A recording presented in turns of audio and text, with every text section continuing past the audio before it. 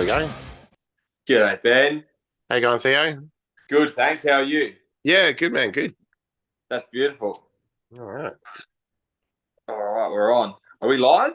No, just recording. That's cool. Sweet. Okay, that's good. Oh, sorry. Wait a minute. Can you still see me? Yeah, picture's frozen. Oh no, All there right. you go. I can see you now. There we are. Wonderful. I went to turn the volume up and I lost my phone. Gotcha. Okay. No worries. All right. Now I guess before we start, is it Ekosa or Ekosa? How am I supposed to say this? Oh, Ekosa. Ekosa. Gotcha. All Yeah, right. that's how I usually say it. Yeah, Ekosa. Too easy. Cool. Ekosa. All right. Let's get into it. Yeah.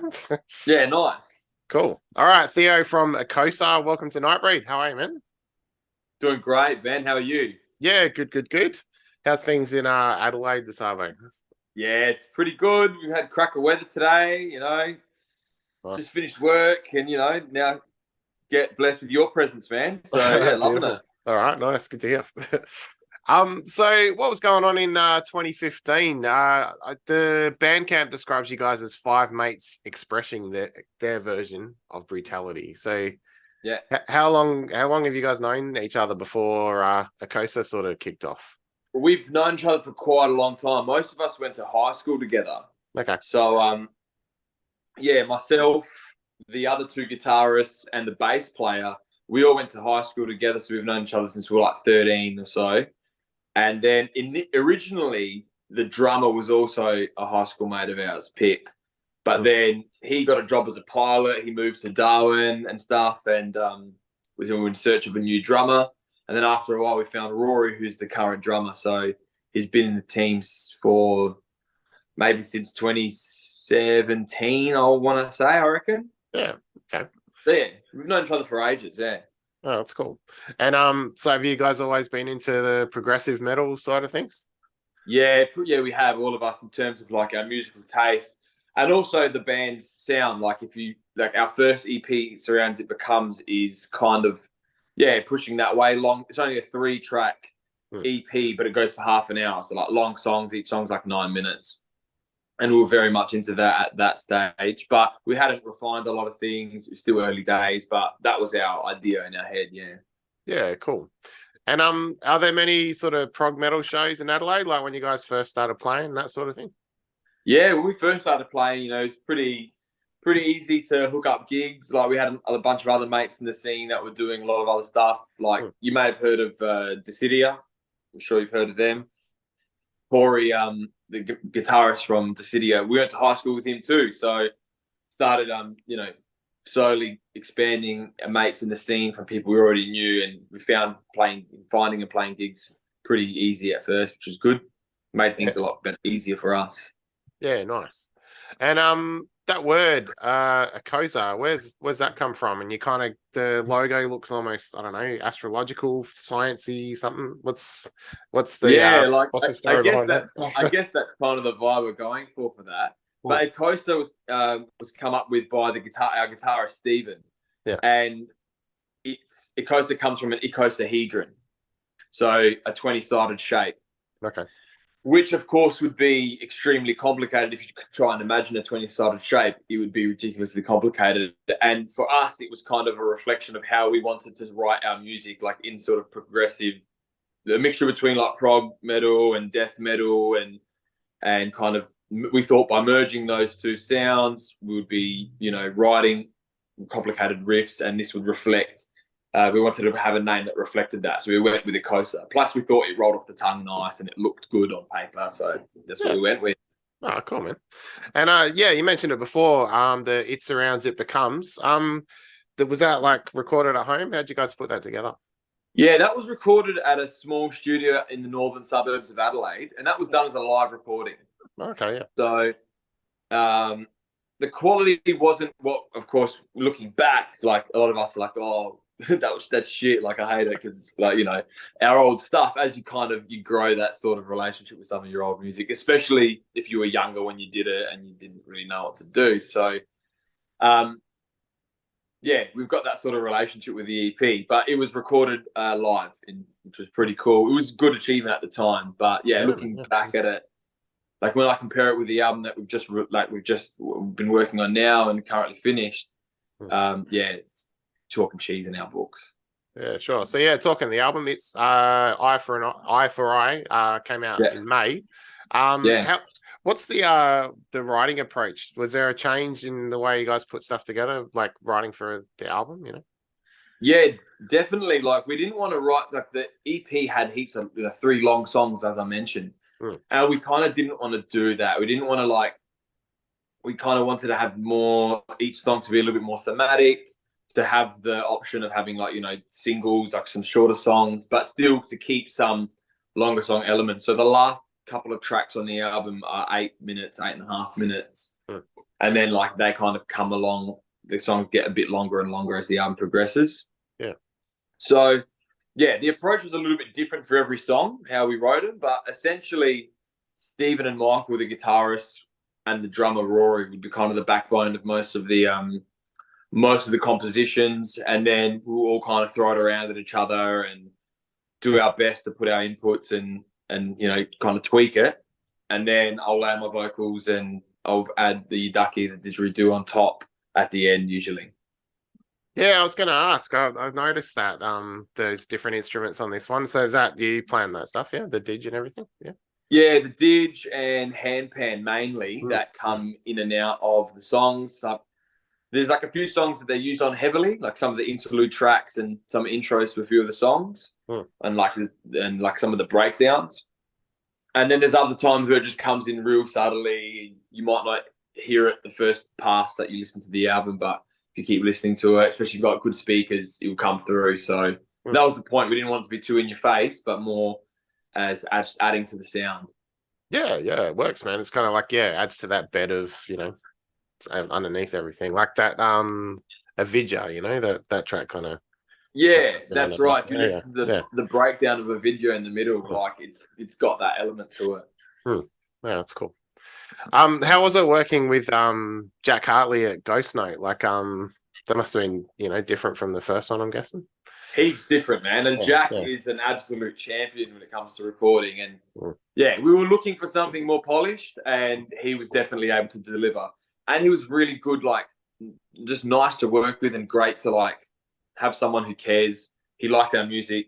Cool. We got along on a personal level and a professional level. So it was just good to work with someone who felt like, like they genuinely cared about your music and the outcome. So if you found something that one of us were doing that was like, I reckon you can do that better. He was pretty hard on us as well, which is what you want. You want tough love. So it was awesome working with Jack. Cool. And then mastering by Jamie from Between the Buried and Me. Like, how did that go? Like, what kind of notes are you giving him going in, or like, did he sort of have something in mind for a sound? He kind of had something in mind himself, which was really handy. Like we had already mixed everything, and of course we had the album complete, and we just gave him a small rundown of. Oh, I lost you there. Uh-oh. You hear me, man? You froze up there, man.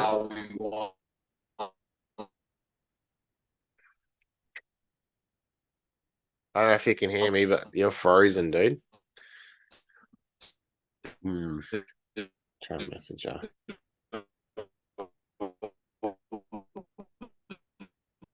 Hey, man, you have. Oh, there you're back. You froze up there, mate. I lost you.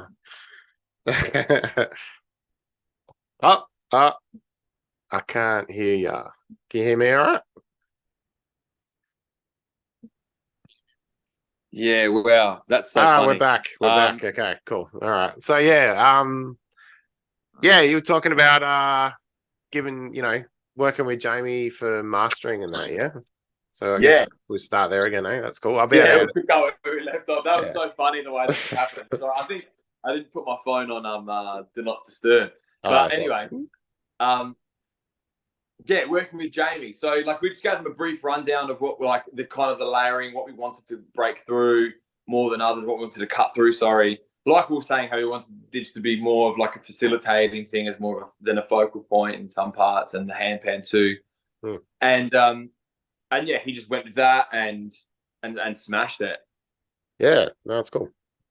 So the video for Visceral, that's come together really well. Are you guys playing in like some kind of biodome tent? Like, what is that? Yeah, so we got a mate. His name's Andre, um, and Andre's a real interesting cat. And in his backyard, he's built this massive dome. Hmm. As you can see, that's where we filmed it. The performative stuff of us playing our instruments. Hmm. And I was in there one day with him and just hanging out after he built it. He was just like, showing it off after he built the dome because he made all of that from.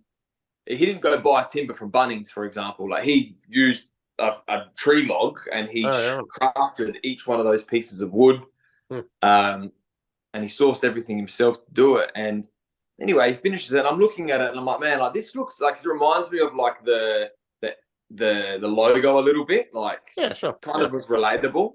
Hmm. And it was also kind of looked like a brain, like it was circular, it was spherical, and it had like the structure of the dome kind of looks like nodes in a way, like maybe abstractly. And I just said to him, like, hey, man, like, do you reckon we could film the music video in here? We checked out the space, if it would fit us all. We said, yeah, I reckon it will. And then together with him, we thought about the other more, the cutaway shots Hmm. that were done of using the actual brains and whatnot. And it's Andre who stars in the music video. So the Okay. guy who's doing it said, I'll do the acting for you, no worries. And Yeah, cool. he's a pretty artistic bloke, and he hasn't had any acting experience in the past, but well, I was just like, yeah, of course you can. And I reckon he bloody nailed it. So we were Hmm. all happy with his performance and his contribution, not just to let us use the dome and perform in the video, but contributions to what the scenes should entail. And between him, me, and Mel from Iris Wide Shut, his director who did the film, Hmm. we were all just bouncing off each other really well, and it was a real good collaboration between the three of us. Yeah, that's cool. I gotta ask, what's the brain? Like, what is it actually? Like, is it some kind of fake thing or is it an animal brain? Like, what is it? So the brain at the beginning of the film clip is a real human brain, Okay. and I'm not allowed to disclose where I got the brain from. I Okay. had Yeah. to, and but it was all above the board, and it Yeah. was Yeah. all above board and whatnot. But I had to sign papers to say, it is confidential. But the Okay. rest of it is the lamb's brains. Yeah. Right. Cool. That Yeah. we just got a whole heap, and like we used toothpicks to kind of like mush because they're small. We Mm. needed to look real as well, so we used toothpicks to kind of build it into like a little bit larger looking, and then took a while to hide it and make it look good. And then we made fake blood, of course, and we kind of just improvised with stuff from there using what we had. Yeah, that's cool, man. It's coming together. It's Yeah. coming together well, yeah. So recently I saw you guys with Bitter Loss Records now. Yeah, how'd you get together with Rob from Bitter Loss? Yeah, so I emailed Rob, like I was going through some of the bands on the roster, and I was like, all right, this is wicked, especially like Idle Ruin and Ashen, Mm. and I was thinking like, yeah, this is a good label, and where we are now in our career as a band, we thought like it was just a really good point, somewhere to insert ourselves into a little bit more official sort of community, and we thought, yeah, Bitter Loss is a really good at a really good level for us. So I emailed Rob. Mm. Rob accepted us with like open arms and was like really good in his like communication and Yeah. what his expectations were and what he wanted from us. And yeah, we just hit it off straight away. And then next thing you know, yeah, now we're with Bitter Loss, so which is awesome. Yeah, that's cool, man. So away from you guys for a sec, what have you been listening to at the moment? What are you checking out? Well, Fit for an Autopsy were just here recently, so I've been sussing them out a lot because I love Fit for an Autopsy. So before they played with Make Them Suffer, and I hadn't ever been a fan of Make Them Suffer, but they were playing the Never Bloom album, like I can't think it was 10-year anniversary for the Never Bloom album. Okay. I went to the gig just to see Fit for an Autopsy because I love them. But then I started listening to Never Bloom, that I like that album. So that's been a sick album that I've got into recently, as well as like the new like the mini album done with Fit for an Autopsy with Thy Art is Murder. No, with Thy Art. That's been sick. Cattle. Yeah, Cattle were coming, so then I started listening. A lot of band whoever's coming, like you start listening to more. Hmm. And especially like around the recording process of the album, like the boys were definitely listening to a lot of Cattle's Decap at that point. Hmm.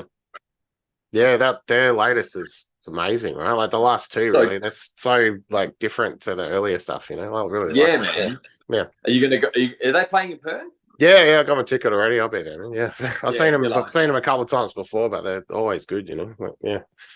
Yeah, Yeah. man. I've never seen him before, so I'm keen to see him in Adelaide. It should be sick. Yeah. Yeah, I know. Got my tickets too, so Yeah. yeah, buzzing about that. Yeah, no, they're rad. So what plans have you guys got coming up? Obviously the album and you know, with Bitter Loss now, you got shows planned or anything like that? Yeah, like we got a gig booked in like a Halloween gig booked in October, I reckon it is. Hmm. But between now and then, we haven't got anything booked. But you may have already heard in between, like when we got interrupted with that phone call. Hmm. We just got a gig playing at the Adelaide Guitar Festival Oh, in a nice. couple of weeks with Freedom of Fear. So Hmm. that was like heaps last minute that call because they Hmm. just emailed us and asked us last minute, can you support for this gig at the Adelaide Festival Centre, which is a pretty big venue in Adelaide. Hmm. So yeah, so we got that gig in a couple of weeks on the Cool. 15th of July. So that was a new addition to. So we were unexpected, but yeah, it should be pretty good. Yeah, nice, man. And where you're at, like are you guys writing or working towards something for the future, another release or something? Yeah, 100%. We've said as a band, like we need to, like we all love the album that we've released, and like we're happy to ride the wave with it for like the short term, but we want to follow it up with another album. So the boys have started writing stuff. I've started jotting down lyrics and whatever.